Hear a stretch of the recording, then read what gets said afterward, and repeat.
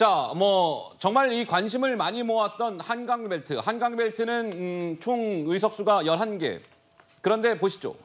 한강벨트는 4년 전의 결과가 이러했습니다. 10대 1이었습니다. 뭐 더불어민주당의 한강벨트는 압승을 거뒀죠. 그 당시에 저 빨간색 하나는 용산의 권영세 후보입니다. 그런데 이번에도 저 권영세 후보는 용산에서 당선이 됐는데 자, 한강벨트 11곳의 이번 결과는 어떠했을까요? 10대 1에서 이렇게 바뀌었습니다. 보시죠. 8대 3. 그러니까 국민의힘은 2석이 늘은 거네요. 원래 용산은 4년 전에도 권영세 후보가 당선이 됐고 이번에도 당선이 됐고 거기에 이제 2석이 더 추가가 됐는데 그 2석은 나경원 후보 서울 동작을 그리고 마포갑의 조정훈 후보입니다. 자, 그런데 지금 이 동작을이 참 관심을 많이 모았던 지역입니다. 더불어민주당 이재명 대표가 동작을 지역만 8차례를 찾아가서 유삼영 후보의 지지를 호소했는데 어쨌든 결과는 나경원 후보의 승리였습니다. 나경원 후보의 목소리가 준비가 되어 있습니다. 먼저 들어보시죠.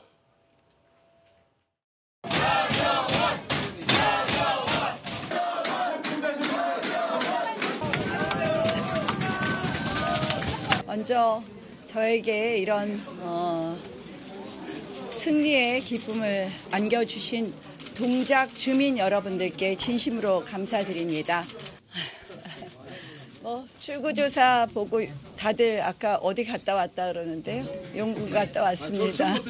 주민들께서 저를 믿어주실 거라고 생각을 했고. 자, 동작을의 결과는 이러했습니다. 민주당의 류삼영 후보 45.98, 나경원 후보는 54.01.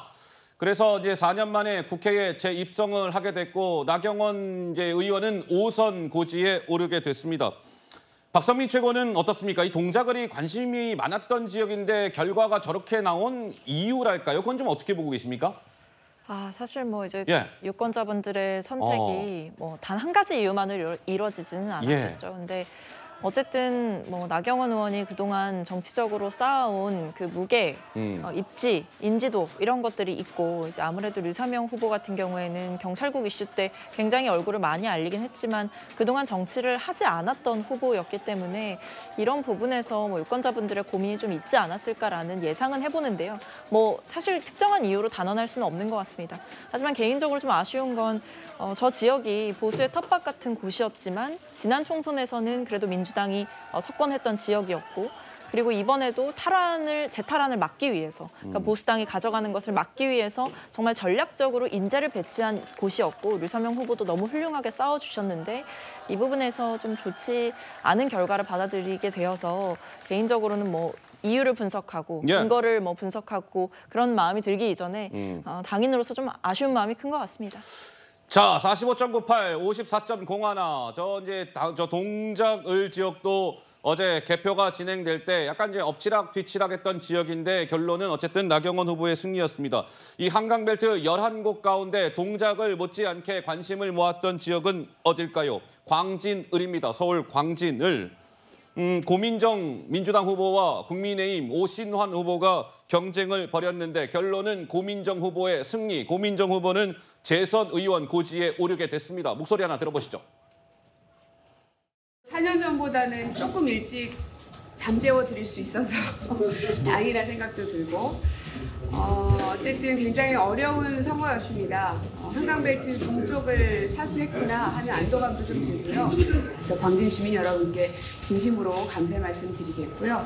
무도하게 또 폭주하고 있는 윤석열 정권을 제대로 심판하고 견제하는 역할을 하라는 국민들의 명령이고 자, 결과는 이러했습니다. 고민정 후보 51.47, 그리고 오신환 후보는 47.60. 그러니까 뭐 이렇게 득표율 차이가 많이 난 거는 아닌데 어찌됐건 고민정 후보의 승리로 끝났습니다. 어떻습니까? 이 최수영 평론가님, 광진을 지역도 동작을 지역 못지않게 관심을 많이 모았던 지역인데 결국 고민정 의원이 재선이 됐네요. 그렇습니다. 사실 지난번 총선에서 지금 현 오세훈 서울시장을 꺾고 고민정 의원이 당선되지 않았습니까? 그렇기 때문에 굉장히 그 당시에 초선이지만 정치적 무게감과 중량감이 커져가지고 이번 지도부의 이제 최고위원으로도 입성하게 되는 그런 말하자면 그 결과를 가져왔는데 사실 리턴 매치 성격이 있었죠. 왜냐하면 오신환 후보는 사실 오세훈 시장 그 아래에서 정무부 시장도 했었고 또 국회의원도 역임했던 사실 굉장히 또 중량감 있는 인사였기 때문에 이번 이번 선거가 굉장히 리턴 매치여서 어떤 결과가 나올지 굉장히 관심을 모았고 또 이게 한강벨트 저쪽 건너편에 이제 시작되는 곳이기 때문에 여기에서 결과가 굉장히 중요하다고 그렇게 생각이 됐는데 결국 고민정 의원이 이겼습니다. 그래서 고민정 의원은 재선이지만 친문계에 대한 영향력과 함께 또 하나의 재선 의원답지 않은 더 큰 체급으로 한 단계 더 도약할 수 있는 계기를 마련했다 이렇게 분석이 됩니다. 자, 이 동작을 광진을 한강벨트의 지역을 살펴드렸고